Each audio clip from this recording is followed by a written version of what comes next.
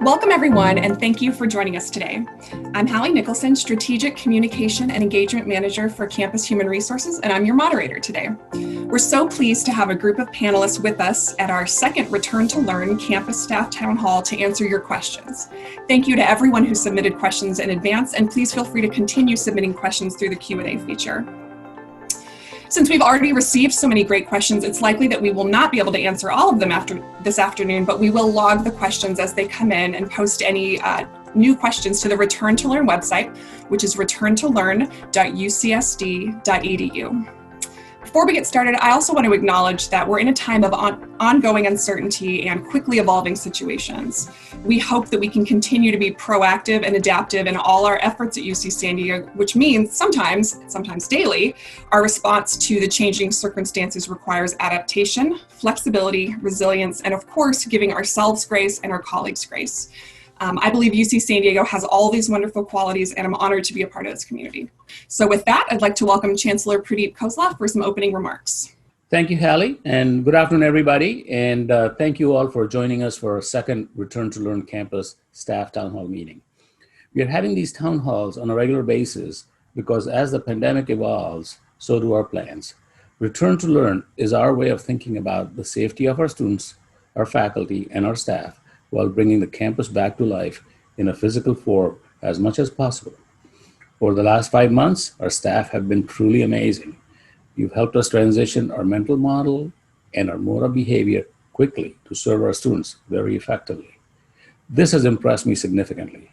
I know that you're working harder, and I see many benefits of the work. I also know that for many of you, this is also causing stress.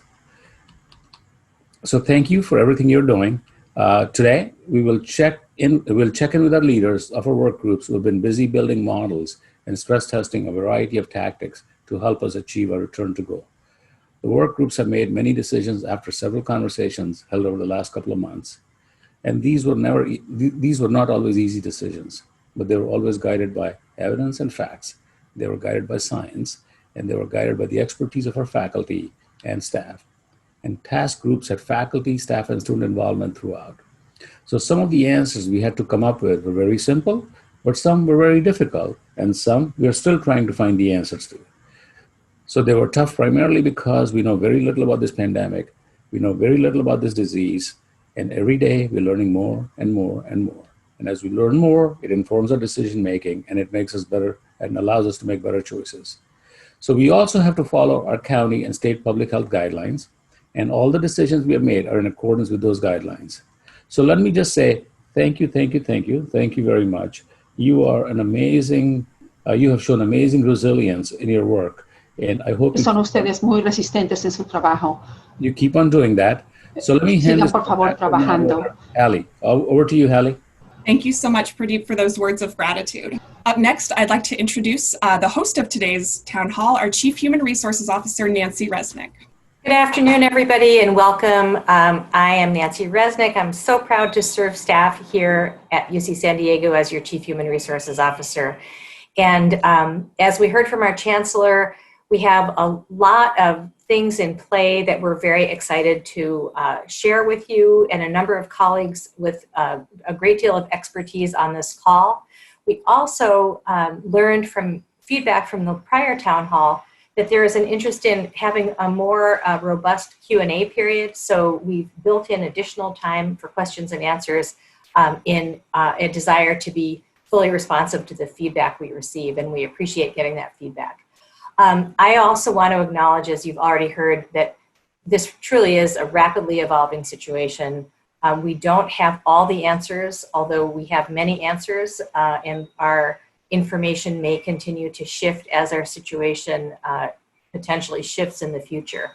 I'm committed as your Chief Human Resources Officer to keeping you informed, and I will commit to continuing to do that as we have additional information to share. So we've seen over the last several months with the pandemic, and we know that things can be very challenging. And at the same time, in some ways, we have built more pathways to creating community and to being connected. I think of the incredible work around the summer celebration of staff And in particular, my personal favorite, the talent show, was just remarkable. We couldn't have done that without being in our Zoom world in the same way. So I think we have creative solutions that we will continue to employ in a number of ways to kind of connect as colleagues and as a community. One of the resources that Human Resources is offering is training to help our campus community manage successfully in terms of new and different thoughts that arise in a remote work context. So I encourage you, if you're interested, to look at our new training series, which is called Managing in Modern Times, particularly if managing remote teams is new to you or if you would like some help, we are here to assist you. And as I mentioned in our prior town hall, and as we all know, we also have critical staff employees who have remained on campus throughout the pandemic, who are here on campus every day, without whose work we could not operate. And we are deeply appreciative and want to acknowledge the very high level of importance of the staff who have been on campus. Finally, a final thought I will leave you with here is just to acknowledge that in terms of the staff experience, we have a wide variety of operational areas and types of employment and individual situations. And so we may not have a single answer that applies across the board to every situation. And that's one reason that Human Resources is here to play a critical role, to stand beside you as your colleague, to provide guidance and support as we move forward together in this new set of circumstances. So thank you for participating, and let's get started. All right, thank you, Nancy. So to get started, let's get up to date on the Return to Learn program. I'd like to welcome some key leaders in the Return to Learn project to share some information with us. So I'd like to welcome Dr. Angela Sosha, Interim Director of Student Health and Wellbeing, Pierre Ouillet, Vice Chancellor and Chief Financial Officer, and Gary Matthews, Vice Chancellor of Resource Management and Planning. So Angela, why don't you get us started with an update about the state of the pandemic in our region? On the first slide, if we could see that, I want to show you a picture of what's going on in the United States. You'll see Les voy a enseñar qué es lo que está pasando en los Estados Unidos. Increase in viral activity in July. Hubo un incremento de casos en julio. With many of the states imposing some greater restrictions as well as good behavior. Muchos de los estados pusieron restricciones al respecto de cuándo abrir. The United States is starting to climb down steadily. Los Estados Unidos están bajando en forma constante in the last few weeks. En las últimas semanas. I'd like to move forward to the next slide, which gives La siguiente imagen. California. In California, you'll see early on, very quickly put in some restrictions. We were one of the early states to behaviors and give guidance to our citizens, and we did very well. Unfortunately, we, like many other states, opened a little early, and we loosened some of those restrictions, and we saw in July a significant rise of viral activity and more cases. Things, though, have started to turn around, and California is making very good progress. And then on the next slide, we can see how we're doing in San Diego. And this is a little different than the total number of cases. This is a % of positive cases. So all the testing being done, how many are positive?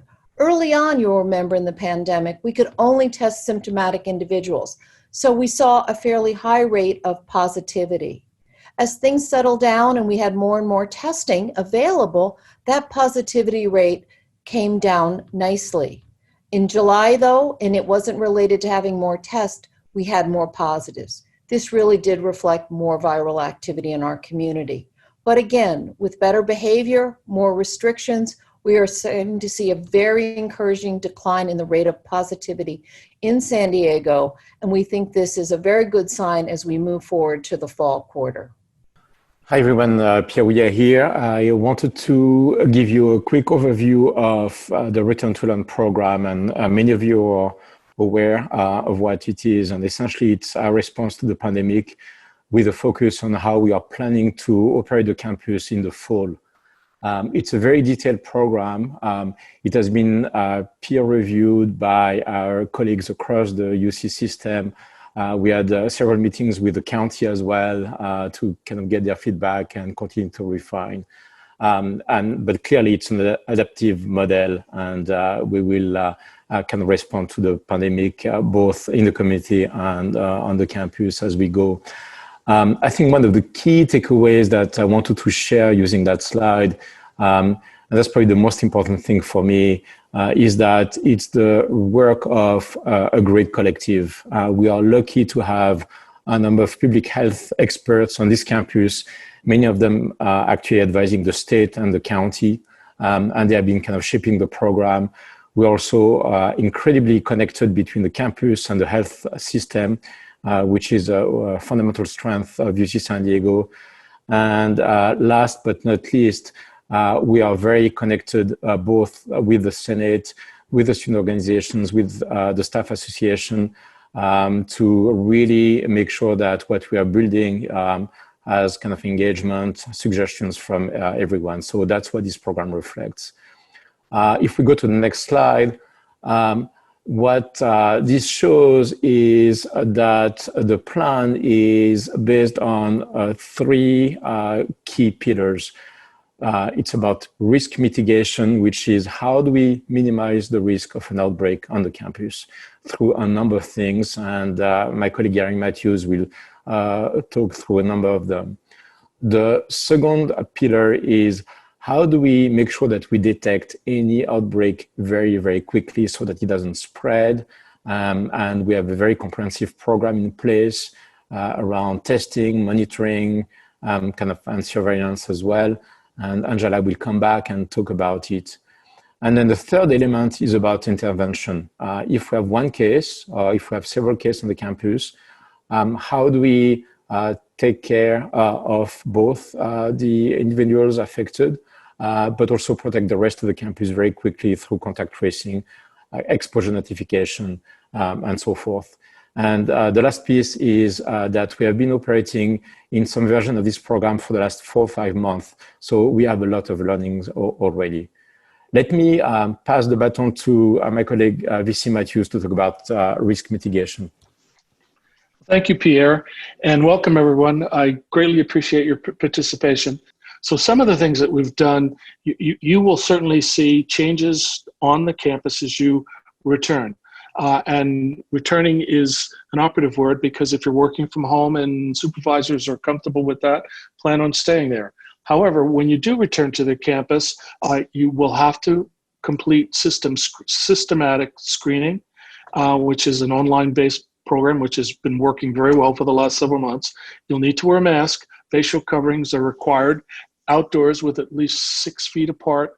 I think Dr. Sosha made a point of saying that things are changing every day. And just the other day, we heard that 6 feet may be different. So we'll continue to watch the science and make sure we provide you with the most up-to-date and safest requirements.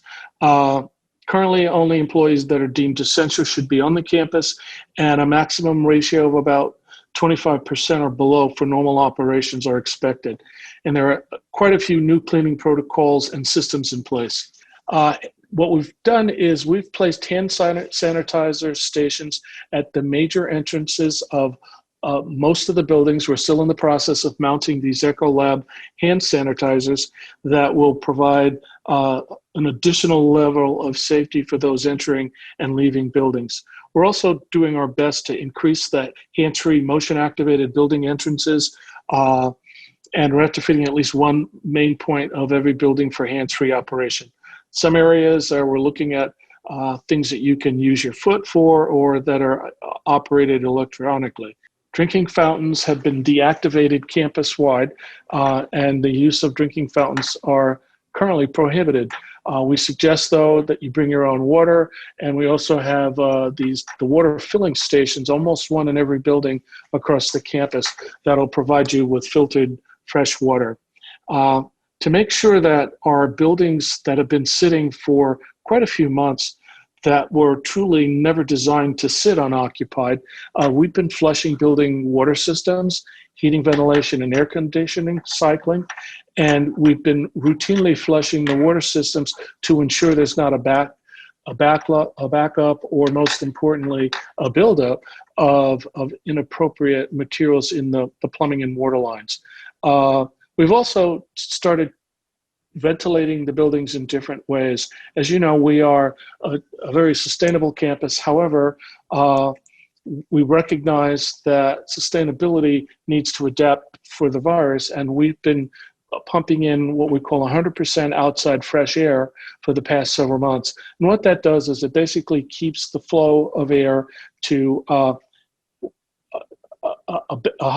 higher standard. And most importantly, we've also changed filters out and filter mediums to filter out the particulate matter that is picked up in the systems. Next slide, please. So with that, we're also using electronic disinfectant sprayers on building operations. We've increased our cleaning capacity with facilities management staff. And we've upgraded the MERV 14 filters that I mentioned. And we've got about 10% of our buildings that are either too small, and too small may be that they're an older building that has operable windows. And we are looking at other options to see how we can do a better job at filtering the air in those facilities as well. Going forward, we'll have additional sanitizing, disinfecting, and cleaning, and will be added to the daily routine that facilities management employs. High-touch areas, such as building entrance doors, handles, glass, elevator buttons, throughout conference rooms, computer labs, all of the facilities across the campus, restrooms, will be sanitized more frequently. We're going to put together a midday disinfecting team to also address those areas, particularly in high traffic buildings and where classes are being held. And we're going to disinfect classrooms between uses to maximize the resources, and most importantly, make sure that we embrace the class scheduling that we have. I know how parking is so near and dear to everybody's heart. So one of the things that we've really looked at is how we can make it as flexible as possible. I know that some have concerns about the use of public transportation. So what we've done is that we've discounted the daily parking rate by using our Park Mobile application, which offers not only a reduction, but it also provides a minimum of 1 hour of free parking. So if you have if you park in a visitor space and use the Park Mobile app, the pay stations will basically allow you to drop off and pick up things as long as you do it within that hour, and that will be free.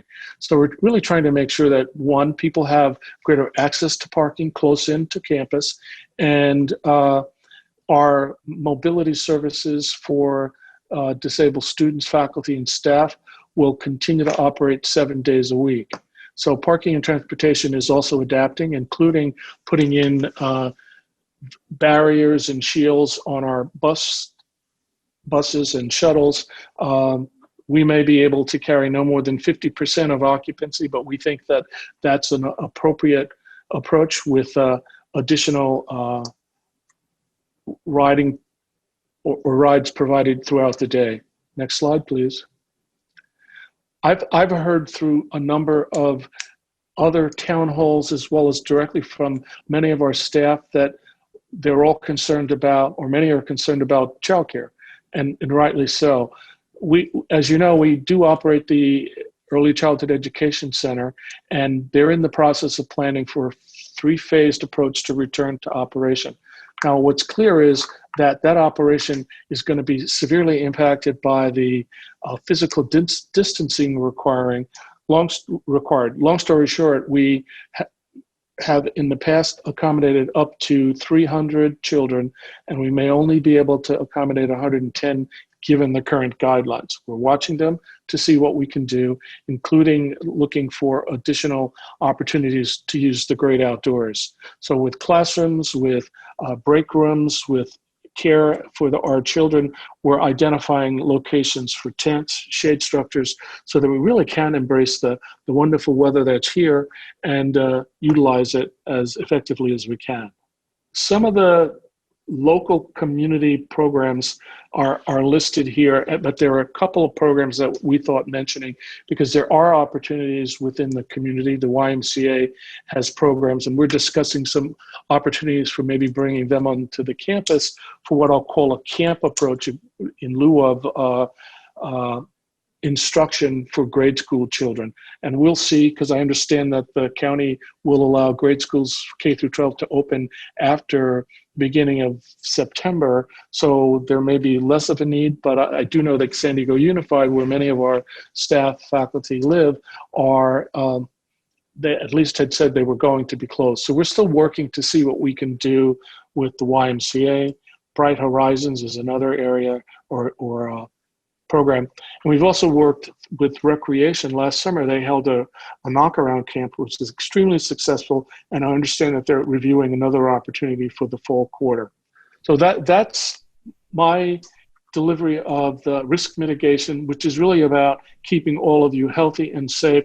And I'll turn it over to my colleague to discuss viral detection. By answering 3 questions each day, our employees and our students are able to receive guidance on their activities as well as access to COVID testing.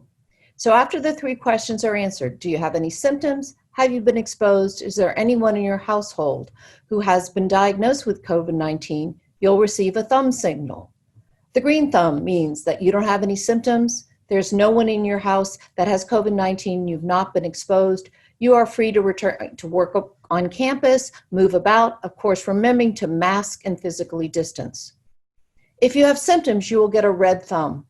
You will be contacted by someone from the triage line. You'll be instructed not to come onto campus, and you'll be offered testing for COVID-19 at one of the many health system sites that are around the city, as well as our new on-site campus testing site in the Price Center.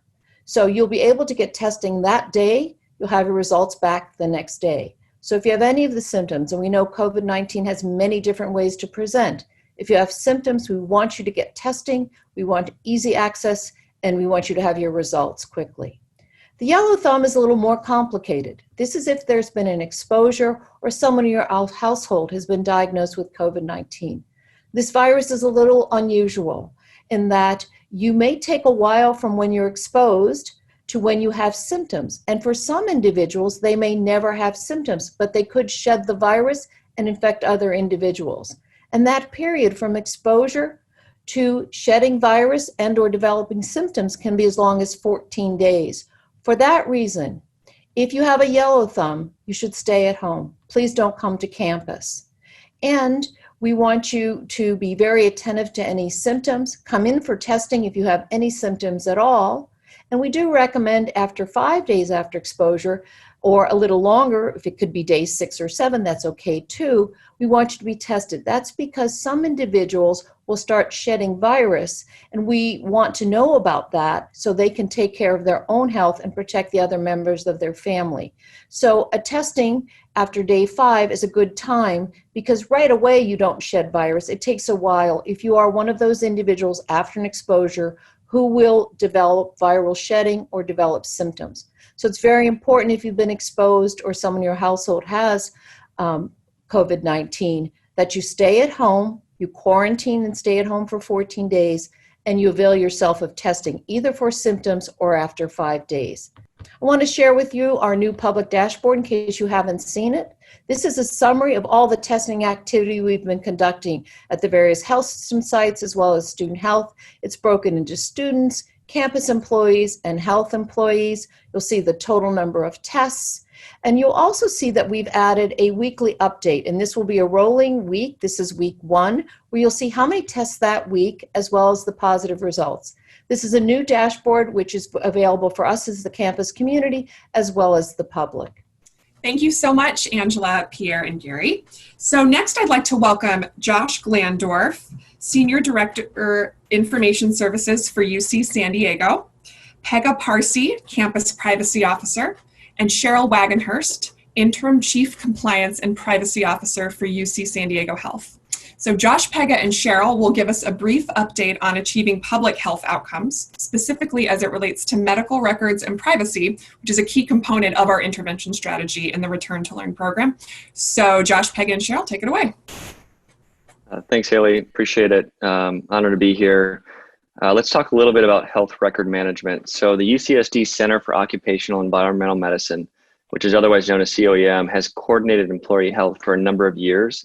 And with the onset of the pandemic, their scope will expand to care for all health and campus employees. At the same notion, UCSD is required to keep records of compliance with respect to employee health records. And the decision was made to leverage our EPIC EMR, similar to what we've done with student health, which has all students loaded into EPIC with an associated MRN. Which has enabled many of the testing functions that we're coordinating today for the students. EPIC was chosen because of its safety, its reliability. There are security and protections associated with it that are built in, as well as protocols and privacy and compliance checkpoints. So it is the optimal place for these records to be placed. One point of clarification that I want to note is UCSD as your employer will not have access to your personal health data. So that data will be walled off if you choose to get your care at UCSD currently. That will be walled off from your employee data. So in response to a lot of questions that we've received from employees and students about what will and won't be accessible to whom, we developed this visual for everyone to be able to see exactly who has access to their medical records. So you'll see here, and I'm a very visual person, so this was helpful for me and it helped me understand the program. You'll see the large blue circle, which is if you are a patient at UCSD Health, this is your entire medical record, which includes your personal records. Then the smaller green circle within that is what COEM that Josh was just speaking of has access to. So it's a very small amount of your information, and it only includes things like your employer-paid tests, employer-paid vaccines, and other required mandated compliance documentation. And then you'll notice another circle, which is the purple one outside of your electronic health record altogether. That's what HR has access to. So HR and UCSD as your employer, as Josh was saying earlier, has no access to your electronic health record in EPIC. I would urge anyone that has questions about this around access to your health records and around privacy in general to visit the Return to Learn website and go to the questions and answers section. There are a ton of these questions that have been answered for you. And if they are not, feel free to reach out to any one of us, and we're happy to respond. Over to Cheryl. Okay, thank you very much. So I'm Cheryl Wagenhurst, and I'm the Compliance Officer and Privacy Officer for the health system. And the bottom line on all of this is that we as a team, health and campus, take privacy and compliance very seriously. We're working very closely together to ensure that your information is protected. That's really the bottom line. And so, as Pega just mentioned, please refer to the Return to Learn website in the event that you have any questions. All of our contact information is there as well. These are just two kind of commonly asked questions, and the bottom line is, what data is put in EPIC for employee health purposes. We've covered that. It is walled off from your personal health information. We feel, as the privacy officer, is very comfortable with that. And then, in terms of the employee health information, again, it's used strictly for employee health purposes.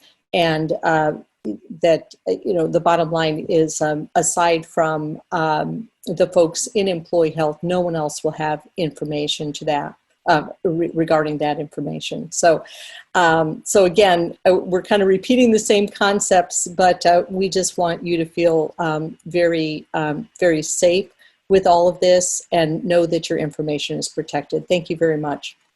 Great information. Thanks so much, Josh, Pega, and Cheryl.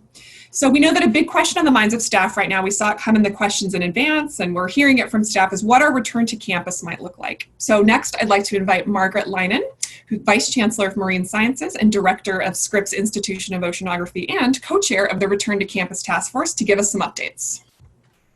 Thank you, Hallie. So how does staff fit into the plans for Return to Learn? Staff remote work is absolutely critical to reducing the density of people on campus, and you've heard that from several of the other speakers.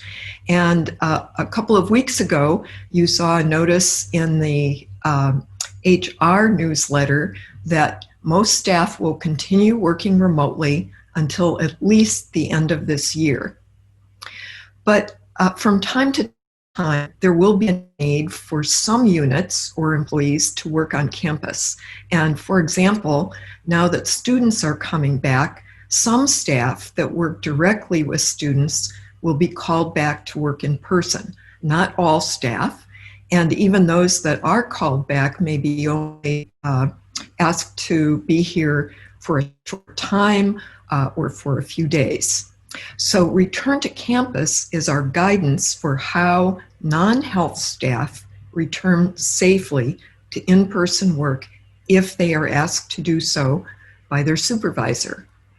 So Vice Chancellors will be responsible for decisions concerning which staff from their units should return to on-campus work and when they will.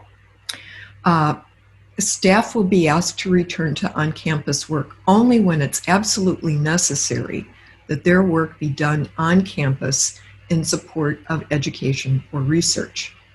And of course, we're still going to be governed by the city, county, state, CDC, and UC San Diego mandates.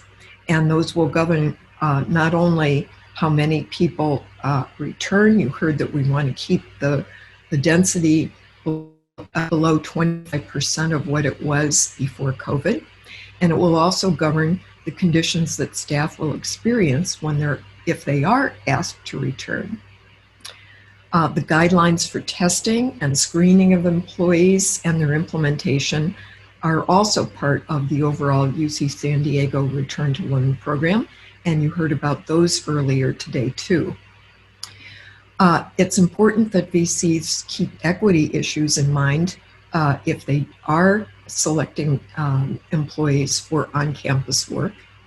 And our recommendations to them provide a framework that will provide consistency in decision-making across the university, with the understanding that, of course, there will be some unique circumstances within and across units.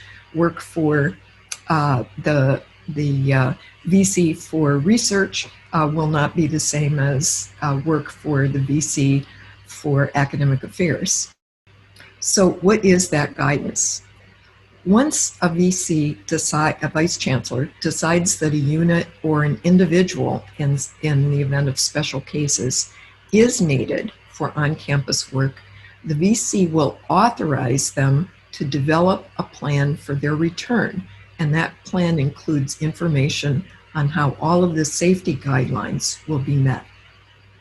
The supervisor, or sometimes the employee will be asked as well, will use the Return to Campus template, which is on the Return to Learn website, to plan for social distancing, sanitation, and other safety elements.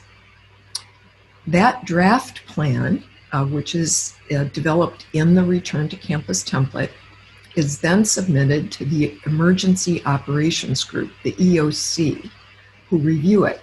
And that group reviews all social distancing, sanitation, etc. for the whole campus. And that group can also assist if there are difficult situations and issues. They will be able to determine whether the plans affect others working in the same building or the same area as well. When all of those issues have been addressed, the EOC will endorse the plan. That endorsed plan then goes back to the VC for his or her approval. Once the plan has been approved by the Vice Chancellor, the employee or the unit can begin work on campus for the amount of time that has been approved. Now, if there's a change, either in California or in the county or in the UC San Diego phase, to a more restrictive one, that would require a reevaluation of whether the employees should continue to work on campus. And that evaluation would be done by the Vice Chancellor or their. So that's how the process will work if you are asked to return to campus. But remember that for most of us, including me, we're working remotely to help keep the density of people on campus as low as possible.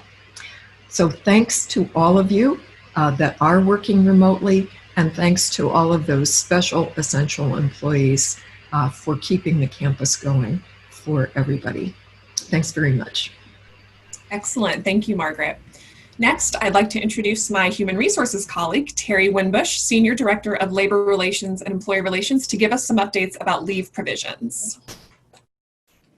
Good afternoon, everyone. I wanted to take the time again to talk about the leaves that are available to us during this pandemic. We have the leaves available for easy access. You go to the Return to Learn website, and then you click on COVID-19 information for staff. Go to the paid leave provisions, and there's all the information you need about eligibility, what the leaves are, what types of leaves there are available. As I mentioned at the last town hall, there are generous leaves that were provided by the Office of the President.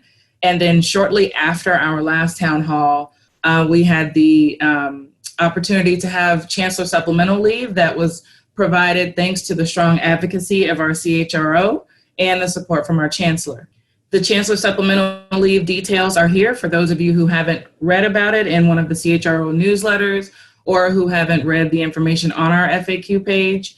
But it is an additional 80 hours that is specifically for folks who are seeking testing for COVID-19 or are complying with state or county self-isolation requirements because they've either tested positive and they cannot work remotely. So this is really, really helpful for those who were running out of the leave and were needing additional paid time in order to take care of themselves during this pandemic. So I wanted to make sure you had that information, you had access to that information, and use it as necessary. But don't forget that those leaves are available and that the leaves related to childcare are also available because as I will be experiencing next week, and many of you are already experiencing, the children will be distance learning starting next week, and that will prove challenging, but we can all face up to this challenge together. Thanks, everyone. Great, thank you, Terry. As a reminder, you can find all that information on Blink, and you can also access that to Blink via the Return to Learn site. So next, for our last update, before we move into the Q&A portion of our town hall, I'd like to introduce Melissa Williams, another HR colleague. She's the Director of Equal Opportunity Services and Disability Counseling and Consulting, and also the Interim Director of Benefits. So Melissa will offer an update about Caregiver Resources. So take it away, Melissa. Hallie. Similarly to what Terry shared, we have a lot of resources on the Return to Learn website for you, so I just wanted to take a minute to walk you through it in a little bit more detail. If you start at the Return to Learn site, head over to the COVID-19 information for staff and scroll down to Parent and Family Resources. We do have a really new parent resource document for school-aged children. We know that as parents and caregivers, you are juggling a lot between work and school and caring for little ones, caring for adults and parents. So there are additional resources out there for you. The next slide is going to show you a bit more about what some of those options are. We did a number of contacts with the community, and there are different organizations like the YMCA, Bright Horizons, Boys and Girls Club, who are offering different programs for school-aged children. So in those instances where school closures have come into play, there are resources for you as parents. There's a couple options in terms of financial assistance and subsidizing for the cost to offset, so take a look at that. And then also on our UC San Diego website, we, and many of you may not know, but we actually have a program that will connect UC San Diego students with parents and caregivers who might need care, whether it's for a day here and there, maybe you need a weekend to yourselves, a night out on the town, whatever that might be. There are different resources out there, so please take a look. Take advantage of what's available, evaluate what is best for your family, and make those decisions.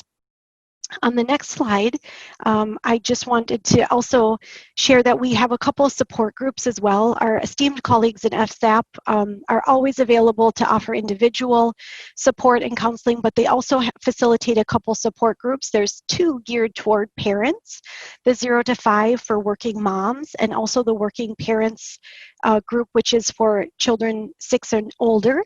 And then they also facilitate a support group for those of you who might be providing care for parents or for elders. So those are all offered on a monthly basis and are good resources to take advantage of. Make sure you take care of yourselves. As Nancy shared earlier, we're in this together. HR is here to support you, and we will continue to provide resources and partner with you. And on the final slide, it's just a little bit about open enrollment, and to let you know, we had shared out information earlier about changes that you could make to your benefits for your flexible spending, for dependent care and things like that. So again, there's information on the Return to Learn site. Be sure to take a look at that, but also keep in mind that as you are coming into the new calendar year, whether you may need to make changes, perhaps you've already made changes to your benefits or your elections for these last couple months. As you come into the new year, you might need to make additional changes or reevaluate. So feel free to reach out to the benefits representatives directly. The Benefits Fair is going to be virtual this year, sponsored by Office of the President. We don't have the dates finalized yet, but as we have more information, we will share that out. We will be making presentations, visiting folks at regular meetings to provide information and make sure that if you have questions, you know where to go to get those things addressed. So thank you. Great, thank you, Melissa. All right, so now we'll move on to the Q&A portion. During registration, all of our attendees had the opportunity to submit questions for our panelists to answer. So we've selected some of the most frequently submitted questions for the panel today that we'll get started with, many of which you might notice were probably answered during the brief update portion. As a reminder, we probably won't be able to answer all the questions today just because there are so many, but we'll do our best to answer questions that we can in the FAQ that will be posted on the Return to Learn website. And again, that's returntolearn.ucsd.edu. So I'd like to welcome all of our panelists to turn on your cameras and join me on screen, and we can start answering staff questions. So Pierre, I'm going to send this first question your way. It's something that came up a few times. So how is UC San Diego's response different from institutions that plan to do a hybrid or in-person model and then quickly changed course? Hi, it's a great question. I've been hearing it a lot. So the short answer is there are many factors that are kind of driving what's happening across the country, and we have a team scanning that kind of on a recurring basis. So number one factor is what's going on in their local communities. And as we heard from Angela, the infection rates are extremely variable. San Diego saw a spike in July, but we're doing pretty well right now. Number two is what's the guidance from the local health authorities? For example, LA County is very drastic because their cases are twice what we see in San Diego on a kind of per capita basis. We have a very strong relationship with the county here, so we are in a bit of a kind of different story. I think the third variable is, do they have a health system or not? And having a health system with your campus is a huge deal because it gives us access to kind of expertise, to medical care for the students, to testing, contact tracing, and so forth. And we are very, very integrated in this campus. And frankly, the fourth factor is how well prepared were they? And I'm not the one to judge, but we have seen a spectrum from very well prepared institutions to kind of some that were kind of hoping for the best, and clearly that didn't work out. So my take is we have a very integrated plan. It's multi-layered, so it's not just about the testing, if you want. It's about not having any dorms, having every student in singles only, having pods, having, of course, the testing, but also having the contact tracing and so forth. And I think we have that as well. It's also about having done it already. So we haven't been planning for 5 months. We have been doing. We did our first mass testing of students back in May, and I think we were the first one in the nation to do that. So, and you have to do it many, many times over to learn from your mistakes and correct. So, kind of short story, we have been looking at what happened at UNC, and they should have been doing probably a whole lot more that, which we have. we are pretty lucky to go almost last because we're on the quota system. So we're scanning the country one more time to make sure we haven't forgotten anything. But I think our plan is probably the most comprehensive I've seen, and we have the expertise and the experience. All right, thank you, Pierre. Our next question, I'm going to send over to Margaret. It's a two-part question. So first part, Margaret, and you spoke to this during your update, but what's the latest on how we plan to bring people back to campus safely? How are those decisions being made? And then Gary, I'll ask you to follow up with that. What can you share in terms of bringing staff back safely from the standpoint of facilities and kind of resource management? Well, thanks for that question. The key is that plan, which is developed through the Return to Campus template. And that template asks a whole series of questions about the size of the space that the person would be working in, whether there are other people there, how the space will be cleaned, masking policy and so forth, whether, for example, if it's a student-facing office, how that would interact with students. And all of those questions are answered. And then it goes to the emergency operations group. And that group is very, very experienced with this. They've been the ones who helped ramp up research. They've been the ones who have worked with our custodians, with landscape, with offices, with virtually every kind of employment that we have at the university. And so they will look at all of this, and if it's not clear to them that all of the safety measures are in place, they'll go back and ask the supervisor and the employees about that. So it's an interactive process. And then if there's a difficult situation, they can also help with understanding how to take care of that. So the way that we ensure the safety is by going through that rigorous planning process. And Gary, do you have anything that you'd like to add in terms of, modifications maybe we're making to spaces on campus to make sure that staff are safe? We have made some modifications in terms of plastic screening, plexiglass screens for areas that are high traffic area, and most importantly that have high customer interface. And several units have also agreed to become as cashless as we can, so that we're looking at credit cards and the campus Triton card rather than cash handling. So I know a number of Pierre's units as well as mine are doing that as well. I think too, as a manager, I'm being challenged on a daily basis to see how we can reduce the density on campus. And one of the things that's the safest thing we can do is, as I said earlier, if people are working remotely and they're doing what they need to do and supervisors are happy with the level of work, they shouldn't be forced to come back to campus. So it's the physical modifications. And certainly on chat, I see that, how are the mask policies going to be implemented and enforced? And all of those things are going to be online and explained, including what I'll call escalation approaches for faculty and staff who see people without masks. But it's going to be an educational process for all.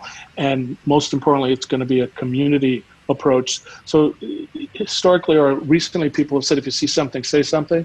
So that's what we're going to ask people to do. If you see something, say something, and let us know as quickly as possible so that we can address it.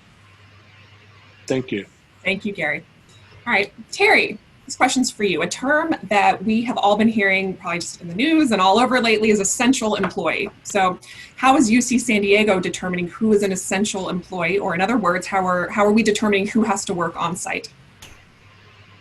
Yeah, so I like that clarification at the end. So all of our employees are essential, so let's just be clear on that. But for the term of art used related to the pandemic and people being allowed to work on site, there is a state of California essential workforce definition page that people can refer to.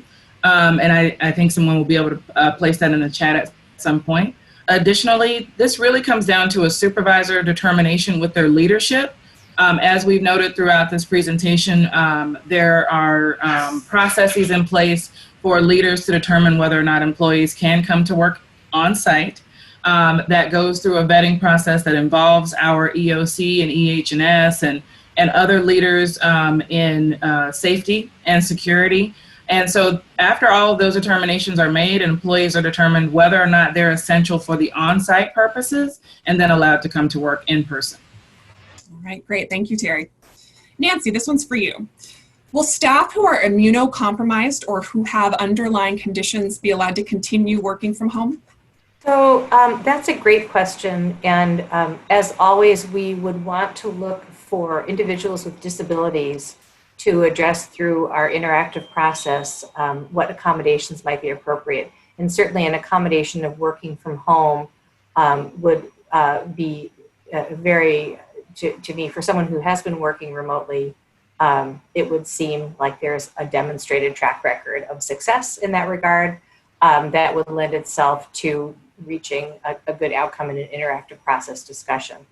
We are mindful that many staff have expressed concerns about various kind of risk factors that may be in play based on just individual situations and individual health concerns. So we're very aware of this. And Melissa Williams, who we heard from earlier, heads up our DCC unit that is responsible for working through the interactive process, and we're very committed to doing that. So we'd be happy to answer individual questions about that and happy to provide support. And the answer is, I think, yes, we would look for a solution that would work for the employee to be able to perform the essential elements of the job with a reasonable accommodation.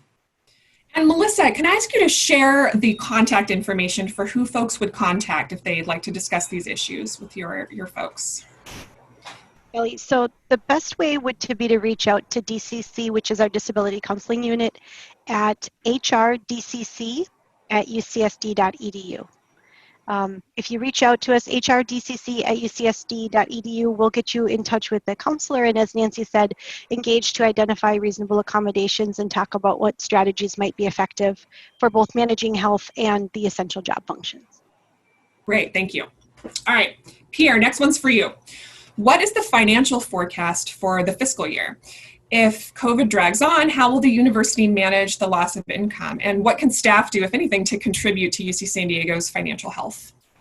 We remain on forecast is the short answer to the question. Keep in mind, there are two aspects to the budget. There is the core budget of the campus, and then we have our auxiliary units.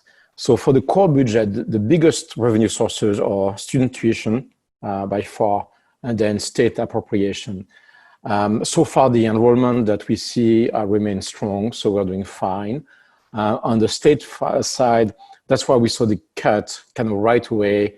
We did fully anticipate that in our budget, so 10% cuts from the state, and that hasn't changed. So my goal was to provide a very stable environment to my colleagues, and that kind of remains. On the auxiliary side, what happened is, first of all, they depend on their own revenues, so parking and parking collections and kind of housing and student rents. What happened over the summer is the campus was very empty, as you know, and that's why we had some temporary layoffs in housing, and again, we kept them as limited in time to make sure that nobody would lose benefit, and we were able to redeploy most of the staff. But nevertheless, we had to go through this painful process. Because the students are returning in the fall, we are welcoming our staff back. So I think we are in good shape there. So it kind of in short, no change from kind of what we said we would do in June. I think we're looking pretty solid for the rest of the year. And the biggest thing that people can do is, I think, make sure our students have a positive and safe experience so that they stay with us and they continue to build our reputation. Thank you. All right, Angela, this one's coming to you. What's considered an outbreak of COVID-19 in our campus community, and how would UC San Diego respond if an outbreak occurs? Sure, that's a good question. So an outbreak happens when 3 individuals who are not part of a household who are at the same location acquire the virus. So that defines an outbreak. And we've been busy doing some modeling and scenario planning for small, medium, and large outbreaks to make sure we have all the resources to support the individuals, particularly students who may be residing on campus with isolation housing, medical support as well. And I think we're in very good shape. We should be prepared that when we bring 8,000 new undergraduates onto a campus, we may see some individuals arriving without symptoms, unaware they're shedding virus. We think that rate will be fairly low, but with 8,000 individuals, even a very slow rate will result in 10, 20, maybe 40 individuals it could be, who might have virus unbeknownst to them.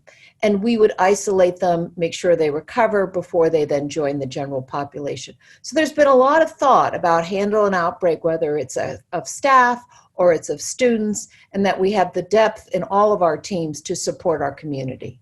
Great, thank you.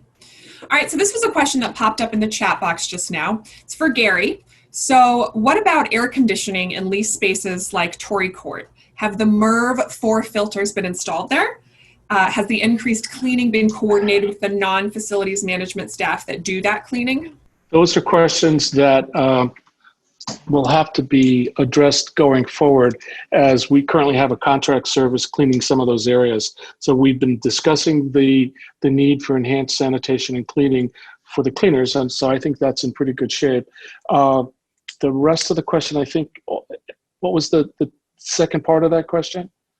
Real estate has those areas of responsibility, and I'm really not that versed on what they're doing. Sure, but I know that we've talked about cleaning.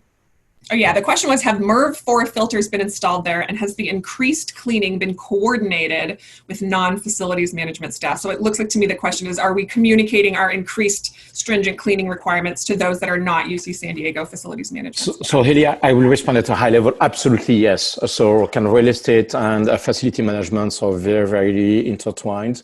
We will also be insourcing a lot of the work to FM, and we're in the process of doing that. So just because of that, there are a lot of conversations, and the standards are being set uniformly. In terms of this particular question, I don't know, but we'll make sure that we answer that in the follow-up Q&A. All right, Angela, what are the plans for regularly testing the UC San Diego community for COVID? How frequently will we be tested?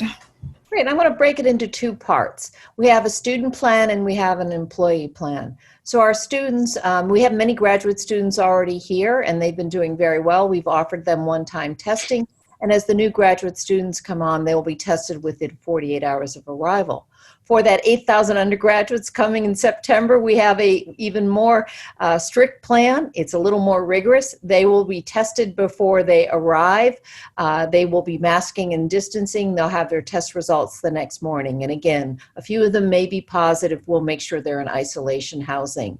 And then they will be tested a second time, which will be a little bit further delayed to allow everybody to arrive, allow anybody who might have symptoms to declare that, and they'll be maintaining some extra precautions during this time period, and they will be tested. They will then move to an every 2-week testing. All of our students, both on and off campus, will be asked to COVID test. This has become a mandatory requirement if you're going to be a student either residing or coming onto campus. For our rest of our community, our faculty and staff, we will have periodic testing. It will be risk-based, so for some individuals who come into contact with a lot of individuals, and they'll be following the rules of masking and distancing, but have a fair amount of exposure to many individuals, they may be tested more frequently than someone who is living remotely, working remotely, excuse me. And so we're really fine-tuning that, whether it will be a schedule of every 2 weeks, 4 weeks, or a little longer. We are going to use the viral activity of our community and our experience as we go along the way. As we've mentioned, this is an adaptive plan. We're going to use science to help us make our decisions, and we have great capacity to do testing. I think we're very unique. It is one of the reasons why I think we're better positioned to be successful, because we can get folks tested very quickly, get results back very quickly, and then respond quickly. On the subject of testing, Nancy, you and I have talked about asymptomatic testing recently, and I'm wondering if you might like to share your experience just for folks who haven't maybe had an asymptomatic test, just to understand what it's like a little bit. Yeah, I'd be happy to, absolutely. And I just want to just say a tiny bit more following Angela's comment. So in terms of our students, we're going to be requiring testing. We have not made that decision as to employees. We're looking at, very thoughtfully looking at what is the best approach for faculty and staff, recognizing the unique aspects of the employment relationship and the many different categories of employees and kind of the community and culture that we have as a campus. And then in terms of my experience, I am happy to share my experience. I had a great experience. I went onto my chart. I picked a convenient time, which happened to be Wednesday morning, actually. And I had an 8:30 appointment, and I drove over to Athena Circle off Campus Point Drive there, right over by our medical complex. I didn't wait at all. I had extremely nice and kind people who were, you know, kind of greeting me and putting my fears at rest, because I must admit I had some trepidation about, you know, how is that going to be to have these things put up into my nose, and I felt a little worried and uneasy about it. And the employees, the UC San Diego staff there were extremely thoughtful, kind, and gentle. And I mean, I was done in honestly, 2.5 minutes probably, and I had the results back. My test was at 8:30 in the morning on Wednesday, and I had a new note in my MyChart text message at 8:12 in the evening. And I'm happy to say that I do not have COVID. So I actually feel very relieved. And I think this is a huge benefit that we can take advantage of. Those of us, staff who have not yet taken advantage of having one symptomatic test be provided to us. It's actually if we weren't here, we wouldn't have this offered to us. And I would really encourage anyone to take advantage of this. It's a great benefit, and I honestly do really feel better. It makes me feel I felt very cared for, and I feel, of course, happy about the results, and I'm really glad I did it. Great, thank you. And staff can find information about asymptomatic testing on the Return to Learn site if that's something you're interested in learning about and scheduling. So, all right, Nancy, while we're chatting, another question for you. Will staff be reimbursed for additional expenses in the home that are arising due to remote work? Yeah, so this is a really important question. We know that we want folks who are working remotely to have, you know, a place to work in their home that is, you know, allows them to perform work effectively. And we know that there are some concerns about potential additional costs for ergonomic related furniture purchases and things like that. I would say there's actually 3 parts to this question, because there's really sort of 3 components of what we look at in thinking about a remote work, a remote office environment for staff. So one is connectivity, another is the computer, or, you know, the technology that we're using, and then the third is kind of the furniture, the ergonomic equipment. And we're looking at each of those. We are looking to, we've looked actually at a number of aspects using the resources that we have. We have a lot of resources through procurement and the expertise of the procurement folks in getting, you know, kind of like good deals on suitable equipment, and looked to our ITS colleagues in terms of connectivity solutions, looked at whether we can, you know, take care of and help out in this regard. So we're more to come on that. We don't yet have, we have, you know, we've been working hard on this, and we have a draft plan which has a number of these parts that are all coming together. And I expect to have more information on this quite soon, and as soon as I do, I will share it out. We also want to encourage, you know, for folks who are working remotely, you know, we do want to encourage the use of any equipment that you already have in your workplace. Bring it home if that works for you. So that could be a split keyboard, dual monitors, a laptop, it could be a desktop, it could be a chair, it could even be a desk. So there are pieces of equipment that, you know, we already have, and if they are suitable to be transported and used at home, that's a good place to start.